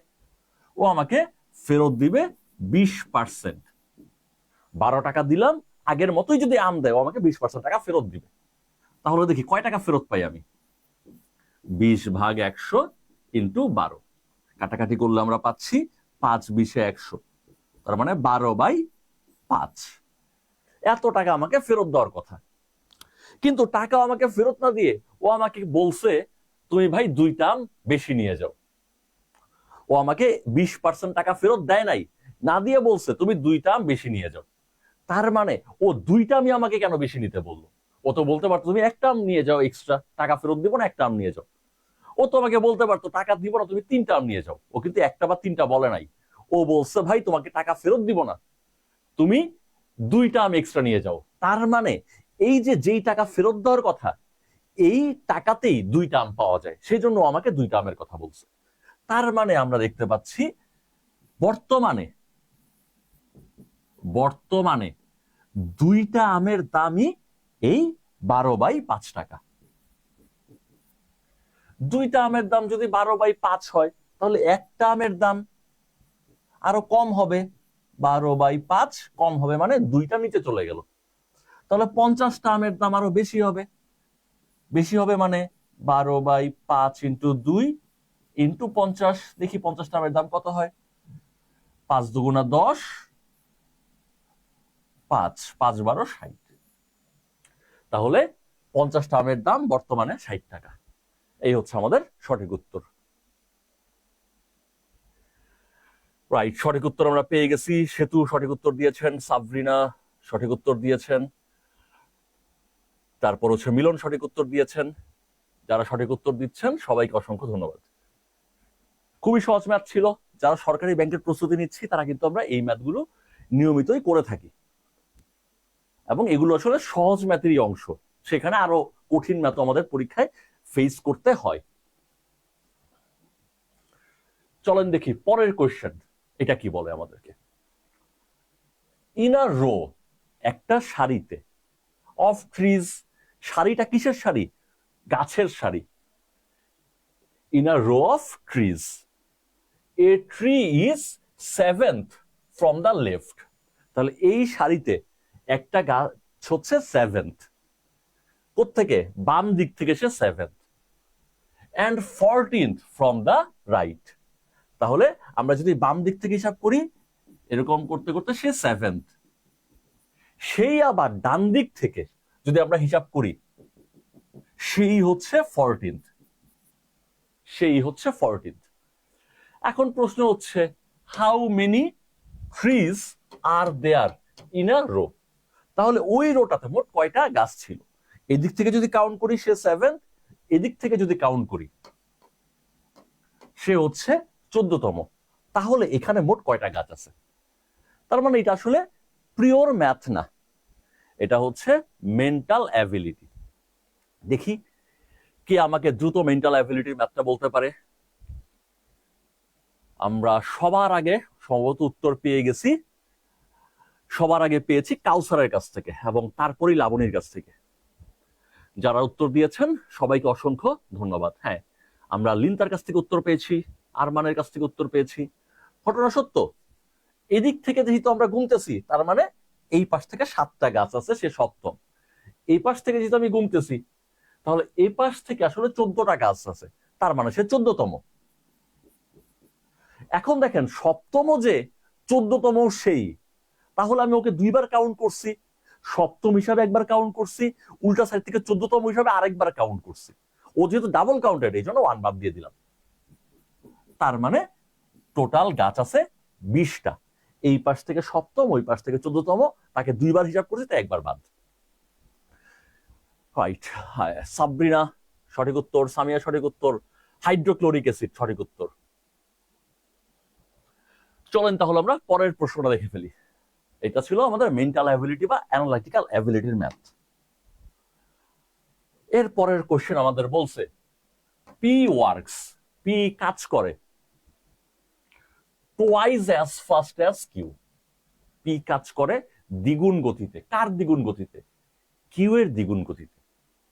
ফাইন, পি তো তাহলে ফাস্ট কাজ করে, কিউ এর চেয়ে কেমন ফাস্ট? টুয়াইস ফাস্ট, দ্বিগুণ গতিতে কাজ করে। Fine, Q can complete a work in 12 days independently. তাহলে স্বাধীনভাবে কিউ যদি কাজ করে তাহলে ইন্ডিপেন্ডেন্টলি সে কাজটা করলে 12 দিনে কাজটা সম্পূর্ণ করে। কিউ কাজটা 12 দিনে সম্পূর্ণ করে। প্রশ্ন হচ্ছে the number of days in which P and Q can together finish the work. তাহলে দুইটা তথ্য দিচ্ছে আমাকে, দুইটা ইনপুট দেয়া। একটা ইনপুট হচ্ছে কিউ এর তুলনায় পি দ্বিগুণ গতিতে কাজ করে। কিউ কাজটা করতে পারে একা করলে 12 দিনে, তাহলে পি আর কিউ একসাথে করলে কয় দিনে করবে? খুবই সহজ। আচ্ছা, অনেকেই আগের প্রশ্নের উত্তর দিচ্ছেন, সবাইকে অনেক ধন্যবাদ। সামিয়া সঠিক উত্তর দিয়েছেন, মিলনও সঠিক উত্তর দিয়েছিলেন, ধন্যবাদ আপনাদের। এখন আবার আমরা ম্যাথটায় ফেরত আসি। পি যেহেতু ডাবল স্পিডে কাজ করে, যার স্পিড ডাবল তার সময় লাগে অর্ধেক। যে ডাবল স্পিডে কাজ করে সে অর্ধেক সময়ে কাজ করে। তাহলে কিউ যেহেতু কাজ করতে পারে 12 দিনে, পি তো ডাবল স্পিডে কাজ করে, তার মানে তার অর্ধেক সময়ে কাজ হয়, সে 6 দিনে কাজ করতে পারে। কিন্তু এটা তো যদি একা করতে পারতো, ইন দ্যাট কেস সেটা। এখন আমার দরকার হলো পি আর কিউ একসাথে করলে কয়দিন লাগবে। আমরা দেখতে পাচ্ছি পি 6 দিনে পুরা কাজ করে ফেলতে পারে, তাহলে পি একদিনে কাজটা করতে পারে 6 ভাগের 1 ভাগ। যেহেতু 6 দিনে ফুল কাজ শেষ, ফুল কাজ 6 দিনে শেষ, তাহলে পার ডে 6 ভাগের 1 ভাগ করে সে করে। এবার আমরা কিউ এর কাছে আসি। সে 12 দিনে ফুল কাজ করে ফেলে, তাহলে পার ডে সে 12 ভাগের 1 ভাগ করে কাজ করে। প্রতিদিন সে 12 ভাগের 1 ভাগ করে করে। আর দুইজনকে যদি আমি একসাথে কাজটা করতে দেই, প্রথম জন 6 ভাগের 1 ভাগ করবে, দ্বিতীয় জন 12 ভাগের 1 ভাগ করবে, দুইজন মিলে একদিনে করে ফেলবে এইটুকু। লসাগু হচ্ছে 12, 2 আর 1, তার মানে 3/12, তার মানে 1/4। তাহলে আপনি দেখতে পাচ্ছেন একদিনে তারা 4 ভাগের 1 ভাগ করে ফেলতে পারে। তাহলে এরকম 4টা দিন পাইলে পুরা কাজ শেষ। পার ডে 4 ভাগের 1 ভাগ করে করে, তাহলে ওরা 4 দিন দেন, কাজ শেষ করে ফেলবে দুজন মিলে। তার মানে 4 দিন পেলে ওরা ফুল কাজ শেষ করে ফেলে। প্রতিদিন 4 ভাগের 1 ভাগ করে করে, তার মানে 4 দিন পেলে ফুল কাজ শেষ।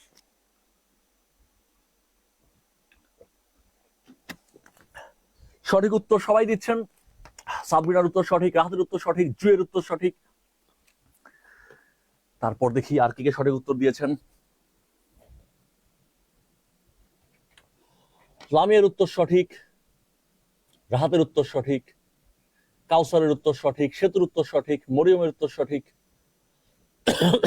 লাবণীর উত্তর সঠিক, আরমানের উত্তর সঠিক, সামিয়ার উত্তর সঠিক। অসংখ্য ধন্যবাদ সবাইকে সঠিক উত্তর দেওয়ার জন্য। আমরা তাহলে চলে যাই পরবর্তী প্রশ্নে।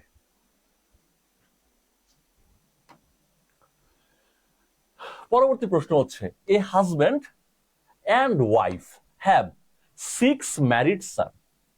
তাহলে একজন হাজব্যান্ড, একজন ওয়াইফ, এটা আসলে মেন্টাল অ্যাবিলিটি কোয়েশ্চেন বা অ্যানালিটিক্যাল অ্যাবিলিটি কোয়েশ্চেন। হাজব্যান্ড এবং ওয়াইফ, তাদের সান আছে, পুত্র আছে। কয়টা পুত্র আছে? 6টা পুত্র আছে, এবং 6টা পুত্রই আসলে ম্যারিড। তাহলে হাজব্যান্ড এবং ওয়াইফের 6টা ম্যারিড পুত্র আছে। ইচ অফ দেম, প্রত্যেকের, হ্যাজ 4 চিলড্রেন। তাহলে প্রতিটা ম্যারিড পুত্রর আছে 4 জন করে সন্তান। দি total number in the families, তাহলে ওই পুরা ফ্যামিলিতে কয়জন মেম্বার আছে, এই হচ্ছে কোয়েশ্চেন। পুরা ফ্যামিলিতে কয়জন মেম্বার আছে, এটা হচ্ছে উত্তর। দেখি পুরা ফ্যামিলিতে মেম্বার কয়জন। আপনাদের উত্তর দেখি, সবার আগে কি উত্তর দিতে পারেন? পুরা ফ্যামিলিতে কয়জন মেম্বার আছে? চলেন আমরা কাউন্ট করে দেখি। সবার উত্তর সেম হচ্ছে না, তার মানে সন্দেহ আছে। আমরা মিলিয়ে দেখি পুরা ফ্যামিলিতে কয়জন আছে। হাজব্যান্ড এবং ওয়াইফ আছে, তাহলে হাজব্যান্ড ওয়াইফ 2 জন। তাদের 6টা সান আছে, তাহলে এই যে সান হচ্ছে 6টা, কিন্তু সানরা তো ম্যারিড, তার মানে সানদের ওয়াইফ আছে আরো 6 জন। এখন প্রতিটা সান তার একটা করে ওয়াইফ, তাহলে 6 জন সানের 6টা ওয়াইফ। এরপর আবার প্রত্যেকটা সানের আছে 4টা করে কিডস বা চিলড্রেন। তাহলে দেখেন, এক সানের যদি 4টা করে সন্তান থাকে, তাহলে 6 জন সানের 4 6 24টা সন্তান। তাহলে চিলড্রেন আছে টোটাল 6 ভাইয়ের মিলে 24টা। এই তো ফ্যামিলি মেম্বার। এই হলো হাজব্যান্ড ওয়াইফ, তাদের 6 ছেলে, 6 ছেলের বউ, আর 24 নাতি। তাহলে যোগ দিলে কি হয়? 24 আর 6 30, 30 আর 6 36, 36 আর 2 38। তার মানে ডি হচ্ছে আনসার। আচ্ছা, অনেকেই 32 বলতেছিলেন। 32 এক অর্থের সঠিক, ম্যারিড সান বলছে, কিন্তু সেই সানদের ওয়াইফ বেঁচে আছে কিনা সেটা তো বলে নাই। এই জন্য অনেকেই হয়তো 32 বলতেছিলেন। বাট আমরা বাই ডিফল্ট ধরে নিব যে সান যেহেতু আছে, সানের ওয়াইফও আছে এবং তারা জীবিতই আছে। তাই সান 6 জন, সানের ওয়াইফ 6 জন, এবং প্রতি সানের 4টা করে বাচ্চা, তার মানে টোটাল বাচ্চা কাচ্চার সংখ্যা হচ্ছে 24টা। রাইট। হাইড্রোক্লোরিক অ্যাসিড, ধন্যবাদ আপনাকে। জু ইসলাম, তারপর হচ্ছে সাবরিনা, যারা উত্তর দিয়েছেন, বাকিদের কমেন্ট উপরে চলে গেছে। সবাইকে অনেক ধন্যবাদ। পরের প্রশ্ন দেখি, চলেন। এ গ্যাস ট্যাঙ্ক, একটা গ্যাসের ট্যাঙ্ক আছে, ইজ 1/5 ফুল। তাহলে এই যে আমার একটা গ্যাস ট্যাঙ্ক, এই ট্যাঙ্কের 1/5 এটা ফুল, মানে গ্যাস আছে। and requires 32 গ্যালন, এবং তার প্রয়োজন 32 গ্যালন মোর, আরো 32 গ্যালন তার গ্যাস দরকার। টু মেক ইট 3/7 ফুল। তার মানে যদি আমরা আরো 32 গ্যালন এখানে যুক্ত করি, আরো 32 গ্যালন যদি যুক্ত করি, তাহলে এটা ফুল হয়ে যাবে কতটুকু? 3/7। এই গ্যালনকে 7 ভাগ করে তার 3 ভাগ ফুল হয়ে যাবে যদি আমরা আরো 32 গ্যালন যুক্ত করি। প্রশ্ন হচ্ছে, what is the capacity of the tank? তাহলে ট্যাঙ্কটার ক্যাপাসিটি কত? হ্যাঁ, সামিয়া সঠিক বলেছেন। যারা 32 বলেছে তারা স্ত্রীদের মৃত ধরেছে। আর পুত্ররা যদি 3টে করে বিয়ে করে, হ্যাঁ সেটাও হতে পারে। 3টে কেন, 4টে করেও তো বিয়ে করতে পারে। তখন কি হবে? তখন সংখ্যাটা আরো বড় হয়ে যেত, যেগুলো অপশনে ছিল না। আচ্ছা, একজন যদি 2টা বিয়ে করে, হ্যাঁ তখন 39 হবে। তো আমরা বাই ডিফল্ট ধরে নেব যে সবাই একটা করে বিয়ে করছে, সেই জন্য 38 জন ছিল মেম্বার। আচ্ছা, এই মাত্রা আমরা ফেরত আসি। তাহলে এই হলো ট্যাঙ্ক। আগে থেকেই ট্যাঙ্কের 1/5 মানে 5 ভাগ, পুরা ট্যাঙ্কের 5 ভাগের 1 ভাগ আগে থেকেই ভরা ছিল। এইখানে যদি আমরা আরো 32 গ্যালন গ্যাস ঢেলে দেই তাহলে পুরাটা ভরবে না, তাহলে 7 ভাগের 3 ভাগ ভরবে। প্রশ্ন হচ্ছে ট্যাঙ্কের ক্যাপাসিটি কত? দেখি ক্যাপাসিটি কত। ধরলাম ট্যাঙ্কের ক্যাপাসিটি এক্স, ধরলাম, জানি না তো, ধরলাম, না জানলেই আমরা এক্স ধরি। ট্যাঙ্কের ক্যাপাসিটি হচ্ছে এক্স, ট্যাঙ্কের ক্যাপাসিটি এক্স। আগে থেকেই ভরা ছিল 5 ভাগের 1 ভাগ, তার মানে x/5, এইটুকু আগে থেকেই গ্যাস ছিল। এখন আমরা এখানে আরো 32 গ্যালন গ্যাস ঢাললাম, তাহলে আরো 32 গ্যালন গ্যাস ঢাললাম। এখন এই পরিমাণ গ্যাস আছে, এই পরিমাণ গ্যাস মানে কতটুকু? পুরাটা না, এই পরিমাণ গ্যাস মানে পুরাটার 7 ভাগের 3 ভাগ, 3/7 ফুল। এই হচ্ছে আমাদের সমীকরণ। আগে থেকে ছিল পুরাটার 5 ভাগের 1 ভাগ, 32 গ্যালন আরো যুক্ত করছি, এতে পরিমাণ দাঁড়াইছে পুরাটার 7 ভাগের 3 ভাগ। এখন হিসাব নিকাশ করে দেখি পুরাটা কত। 32 সমান 3x/7 মাইনাস x/5। এখান থেকে পাচ্ছি 32 সমান লসাগু হচ্ছে 35, 5 3 5 15x মাইনাস 5 7 35, 7x। তারপর হিসাবটা এখানে করে ফেলি, 32 ইকুয়াল 8x/35। এবার একটু কাটাকাটি করি, দেখেন সমান চিহ্নের দুইজন দুই পাশে এবং লবে কাটা যাবে, আর সমান চিহ্নের এক পাশে যদি থাকে তখন লব আর হরে কাটা যায়, আর সমান চিহ্নের দুই পাশে থাকলে লবের সাথে লব কাটা যায়, হরের সাথে হর কাটা যায়। যেহেতু সমান চিহ্নের এক পাশে 8 আরেক পাশে 32, তাহলে আমরা কাটতে পারবো। 8 একে 8, 4 8 32, তার মানে এক্স ইকুয়াল হচ্ছে 4 × 35, 4 × 35 মানে 140। তার মানে সঠিক উত্তর 140 গ্যালন হচ্ছে তার ক্যাপাসিটি। সঠিক উত্তর আমরা পেয়েছি আসিফ মাহমুদ মুনের কাছ থেকে, সামিয়ার কাছ থেকে, রাহাতের কাছ থেকে। যারা সঠিক উত্তর দিয়েছেন তাদের ধন্যবাদ।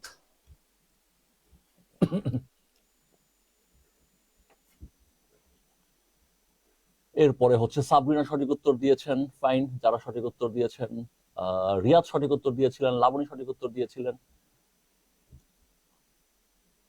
ওকে। যারা সঠিক উত্তর দিয়েছেন সবাইকে অসংখ্য ধন্যবাদ। তো ম্যাথ দেখে আশা করি আপনারা বুঝতে পারতেছেন যে খুব কঠিন ম্যাথ আসলে আসবে না, জাস্ট আমরা মাথা ঠান্ডা রাখতে পারলে আমরা মোটামুটি ভালোই ম্যাথ পারবো। পরের কোয়েশ্চেন দেখি, চলেন।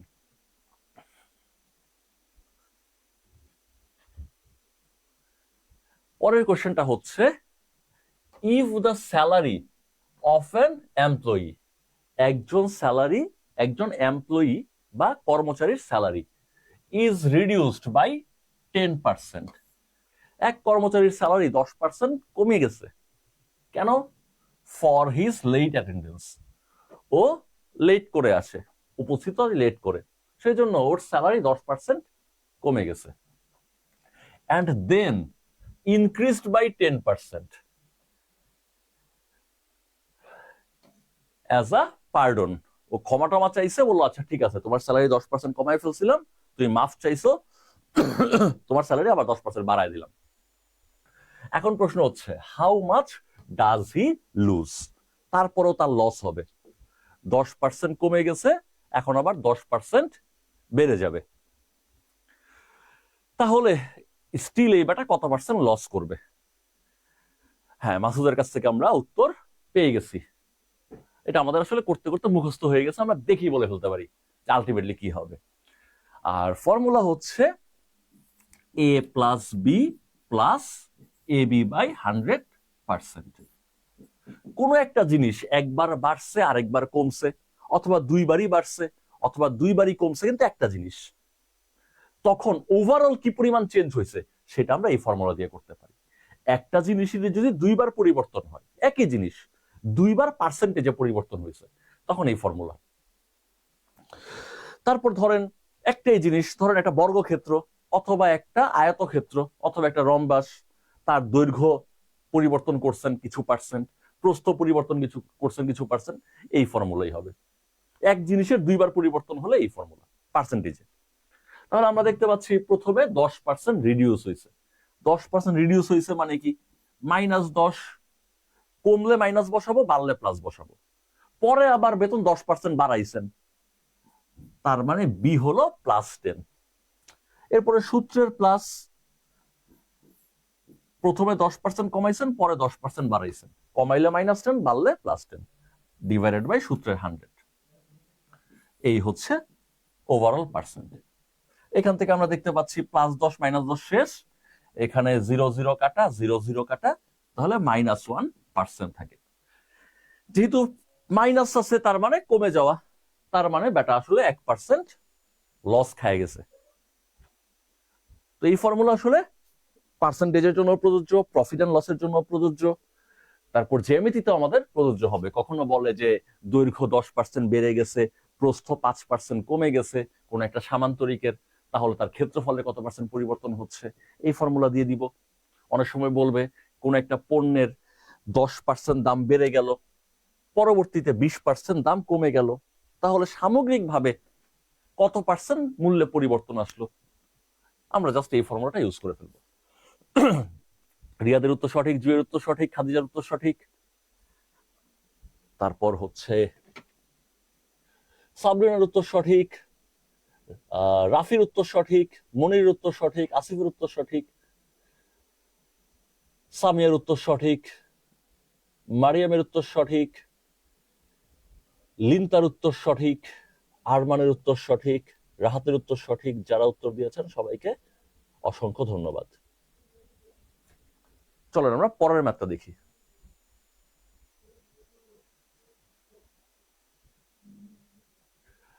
দেখি পরের ম্যাথ সবার আগে আমাকে কে উত্তর দিয়ে দিতে পারেন।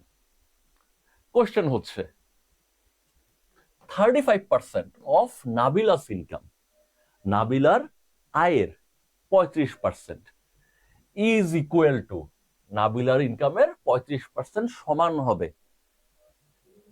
25% অফ শাকিলাস ইনকাম। তাহলে নাবিলার ইনকামের পুরাটা না, নাবিলার ইনকামের যদি 35% নেই, 35% মানে কি, নাবিলার ইনকামকে 100 ভাগ করে 35টা ভাগ নিচ্ছে, নাবিলার ইনকামের 100 ভাগের 35 ভাগ সমান হবে কিসের সমান, শাকিলার ইনকামের 100 ভাগের 25 ভাগের সমান। তাহলে নাবিলার ইনকাম তার 100 ভাগের 35 ভাগ নিব, শাকিলার ইনকাম তার 100 ভাগের 25 ভাগ নিব, এই দুইটা সমান হবে। এখন প্রশ্ন হচ্ছে the ratio of their income is, তাহলে ইনকামের রেশিও কত হবে।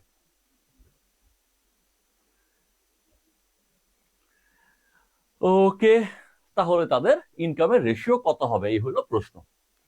এখন রেশিও তো বাইর করতে হবে। নাবিলার ইনকাম মনে করেন এন, নাবিলার ইনকামের 35% নিব, তার মানে নাবিলার ইনকামকে 100 ভাগ করে তার 35 ভাগ নিব। বা আপনি চাইলে এইভাবেও লিখতে পারেন 35% অফ নাবিলা, 35% মানে 35/100, আমরা ডাইরেক্ট লিখে ফেললাম। ইজ ইকুয়াল টু, সমান হবে, সমান হবে কি, শাকিলার ইনকামের 25%, 25% মানে কি, শাকিলার ইনকামকে 100 ভাগ করে তার 25 ভাগ নিব। এখন তাদের রেশিও লাগবে। এখন রেশিওর আগে একটু হিসাব নিকাশ করে ফেলি। আমরা তো জানি সমান চিহ্নের যদি দুই পাশে থাকে তখন হরের সাথে হর কাটা যায়, লবের সাথে লব কাটা যায়, 5 5 25, 5 7 35। এবার এখান থেকে লিখতে পারি n/s ইকুয়াল 5/7। এটাকে লিখতে পারি নাবিলার ইনকাম ইজ টু শাকিলার ইনকাম ইকুয়াল 5:7। তাহলে 5:7 হচ্ছে আমাদের সঠিক উত্তর।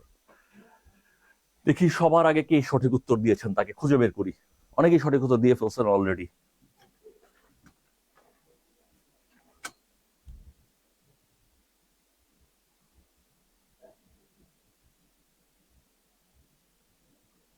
ওকে, সবার আগে দেখতে পাচ্ছি লাবণী কর্মকার সঠিক উত্তর দিয়েছেন, তারপর দিয়েছেন মুন, সামিয়া, মারিয়াম, তারপর হচ্ছে মাসুদুর রাহাত, তারপর হচ্ছে সুধা, জুই, মনির, সবাইকে অনেক ধন্যবাদ সঠিক উত্তর দেওয়ার জন্য। চলেন আমরা তাহলে চলে যাই পরের প্রশ্নে।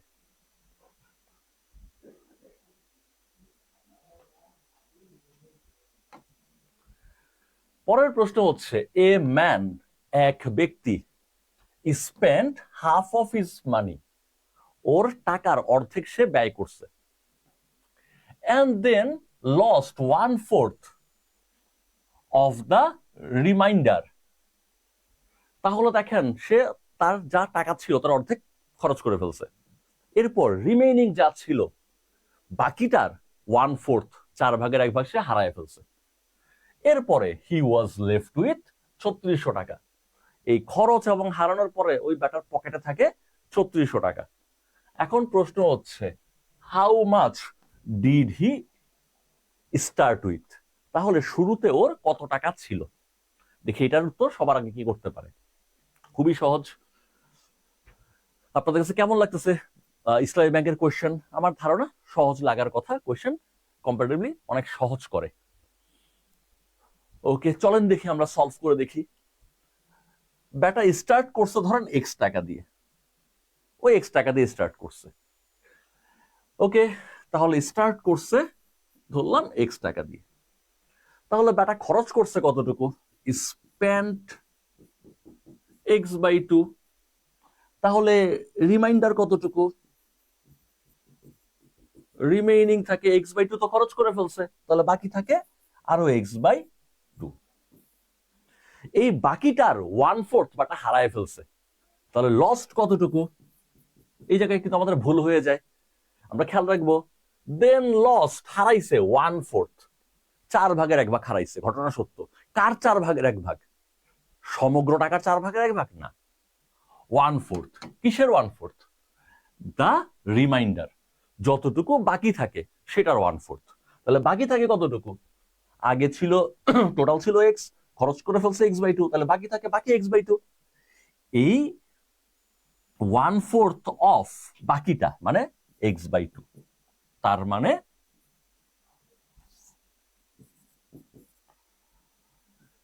x/8, এইটুকু সে হারাইছে। এরপর ওর কাছে লেফট কতটুকু? ওর কাছে থেকে যাচ্ছে কতটুকু? থেকে যাচ্ছে 3600। এই তো ওর সব টাকার হিসাব। এবার চলেন দেখি তার সব টাকার যোগ করলে মোট টাকা পাওয়া যাবে। ও খরচ করছে x/2, তারপর হারাইছে সে x/8, আর বাকি রয়ে গেছে 3600। আর এই সবগুলো টাকার যোগ দিলে পাবো মোট টাকা।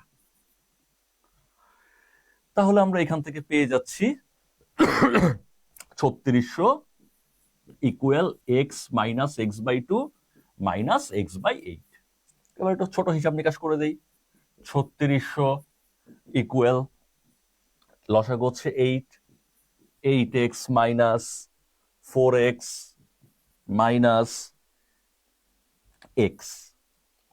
তাহলে 3600 সমান নিচে 8, উপরে হচ্ছে 8 থেকে 5 চলে গেল, তাহলে 3x। তাহলে একটু কাটাকাটি করি। কাটাকাটি করলে হবে 3, আর এখানে কাটলে হবে 3 12 36, 2টা 0।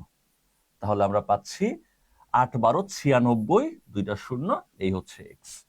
তাহলে তার সে স্টার্ট করছে x টাকা দিয়ে, তার মানে 9600 টাকা হচ্ছে টোটাল।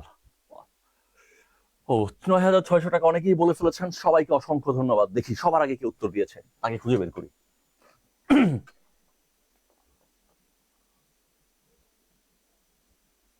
সবার আগে উত্তর দিয়েছে লাবণী কর্মকার, ধন্যবাদ লাবণী কর্মকারকে। তারপর হচ্ছে মিশকাতুল জান্নাত সঠিক উত্তর দিয়েছেন, আপনাকে অনেক ধন্যবাদ।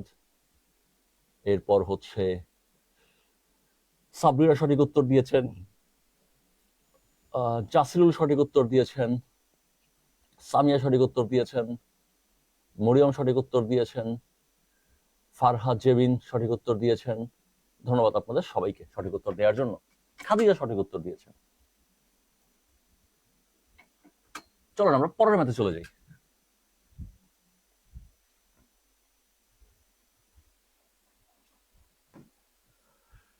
পরের ম্যাথ আমাদের বলতেছে, ইন আ স্পোর্টস ক্লাব একটা খেলাধুলার ক্লাব উইথ 30 মেম্বার্স। তাহলে খেলাধুলার একটা ক্লাবে 30 জন মেম্বার আছে। 17 প্লে ব্যাডমিন্টন, প্লেয়ার হচ্ছে 30 জন, 30 জনের মধ্যে 17 জন ব্যাডমিন্টন খেলে। 19 প্লে টেনিস, 17 জন ব্যাডমিন্টন খেলে, 19 জন টেনিস খেলে। 2 ডু নট প্লে আইদার, 2 জন আছে ওরা শুধু দেখে, ওরা একটা খেলাও খেলে না। দেখি এটার উত্তর সবার আগে কে দিতে পারে। তাহলে 30 জন প্লেয়ার আছে টোটাল, 17 জন ব্যাডমিন্টন খেলে, 19 জন টেনিস খেলে, 2 জন খেলেই না। আর প্রশ্ন হচ্ছে how many member play both badminton and tennis. তাহলে কয়জন প্লেয়ার উভয় খেলাই খেলে, কয়জন প্লেয়ার উভয় খেলাই খেলে। তাহলে আমরা এখানে একটা ক্লাস্টার দেখতে পাচ্ছি। ক্লাস্টারটা হচ্ছে কেউ একটা খেলা খেলে, কেউ দুইটাই খেলে, আবার কেউ আছে যে কোনো একটা খেলে। যখনই আমরা এই 3টা ক্লাস পাবো, এক ধরনের কাজ করে, অপর ধরনের কাজ করে, উভয় ধরনের কাজই করে, দুইটার যে কোনো একটা করে, এই 4 রকমের ফ্যাক্ট পেলে তখন আমাদের এই ফর্মুলাটা অ্যাপ্লাই করতে হবে। N of A union B equal n of A plus n of B minus n of A intersection C. Sorry, C লিখতেছি, বি। এই ফর্মুলার ভেতরে 4টা জিনিস আছে। প্রথম জিনিস হচ্ছে এ এবং বি দুইটার অন্তত একটা করে, অন্তত একটা। অন্তত একটা মানে কি, দুইটা হইলো সমস্যা নেই। এটা হচ্ছে এ অথবা বি যে কোনো একটা অন্তত করে, অন্তত, অথবা না কিন্তু, অন্তত একটা করে, মানে দুইটা করে এরাও আছে এখানে। এটা হচ্ছে এ কাজটা যারা করে, এটা হচ্ছে বি কাজটা যারা করে, আর এটা এ আর বি উভয়ই যারা করে। আমার এখানেও ব্যাপারটা এরকম। টোটাল 30 জন আছে, এই 30 জনের মধ্যে 2 জনও খেলবেই না, বাকি 28 জন অন্তত একটা খেলে। এদের মধ্যে কেউ কেউ আছে দুইটাই খেলে, কেউ কেউ আছে ব্যাডমিন্টন খেলে, কেউ কেউ আছে টেনিস খেলে, কেউ কেউ আছে উভয়ই খেলে।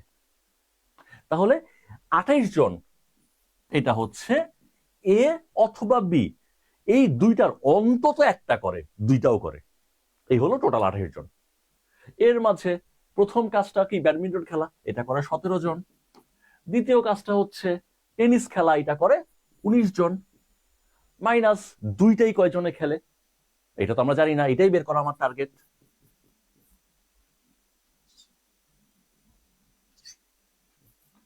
এটাই আমার টার্গেট। তাহলে এখান থেকে আমরা পাচ্ছি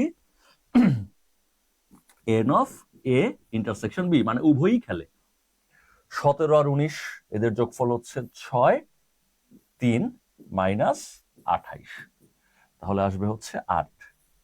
তার মানে সঠিক উত্তর হচ্ছে 8। দেখি এইবার সঠিক উত্তর সবার আগে কে দিয়েছেন, তাকে খুঁজে বের করি।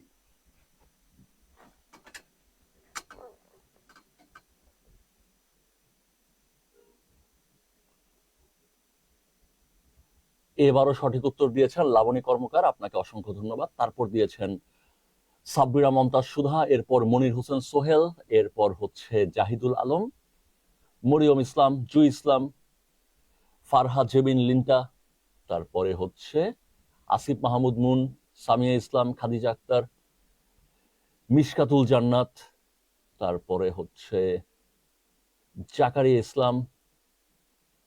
সবাইকে অনেক ধন্যবাদ। সামিয়া ইসলাম, সবাইকে অনেক ধন্যবাদ যারা সঠিক উত্তর দিয়েছেন।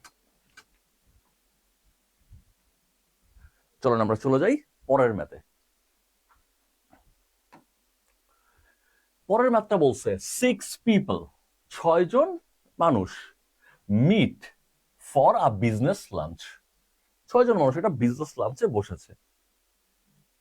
Each person shakes hands once with each other person present.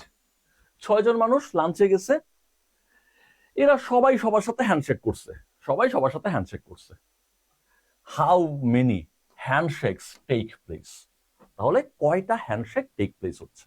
মানুষ আছে 6 জন, সবাই লাঞ্চ করতে গিয়ে সবাই সবার সাথে হ্যান্ডশেক করছে, তাহলে কয়টা হ্যান্ডশেক এখানে হয়েছে।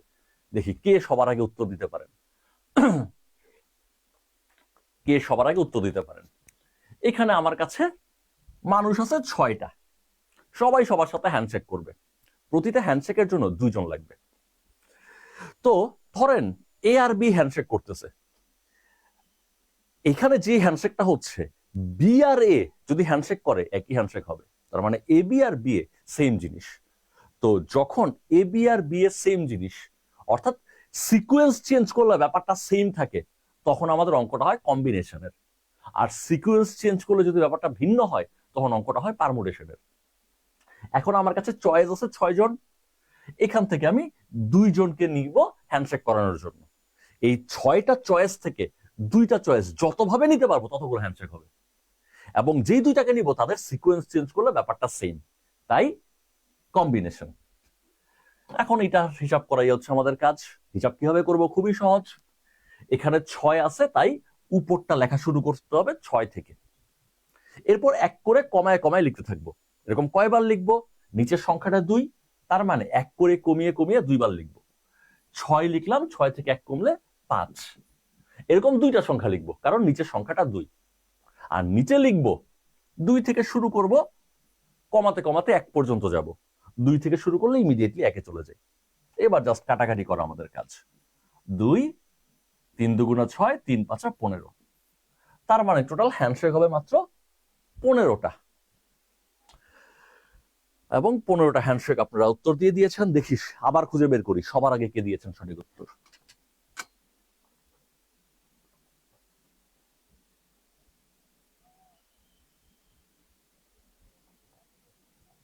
এবার সবার আগে সঠিক উত্তর দিয়েছেন আসিফ মাহমুদ মুন।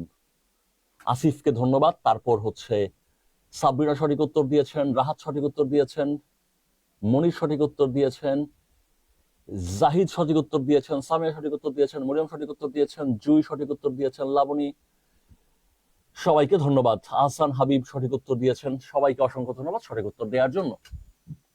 আমরা চলে যাই পরবর্তী প্রশ্নে।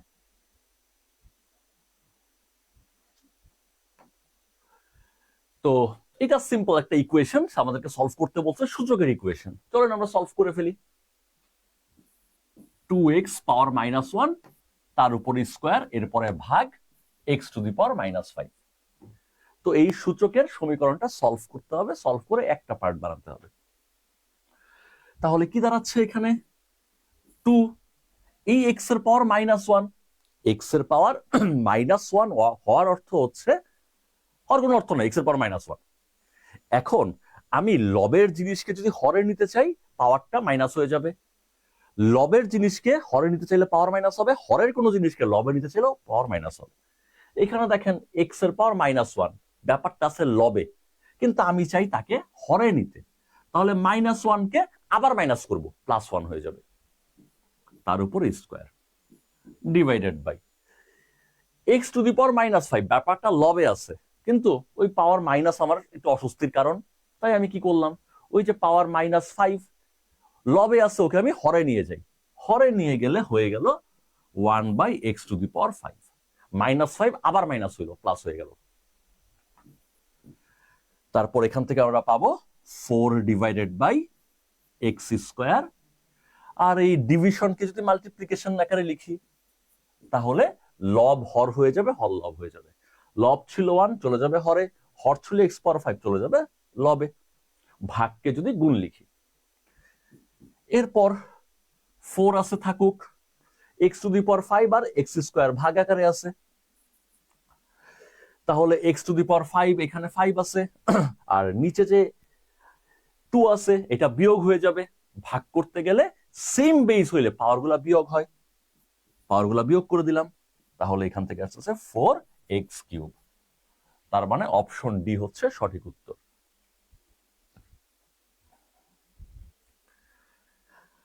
দেখি সবার আগে কে দিয়েছেন সঠিক উত্তর।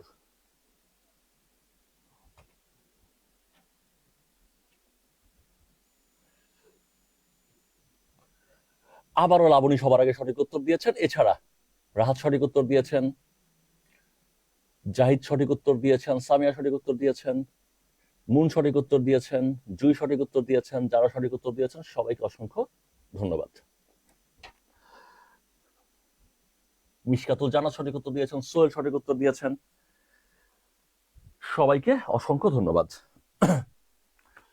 তো আমাদের আজকে ম্যাথ একটু প্র্যাকটিস করার ইচ্ছে ছিল, আশা করি আপনারা এই ম্যাথ প্র্যাকটিস করে উপকৃত হয়েছেন।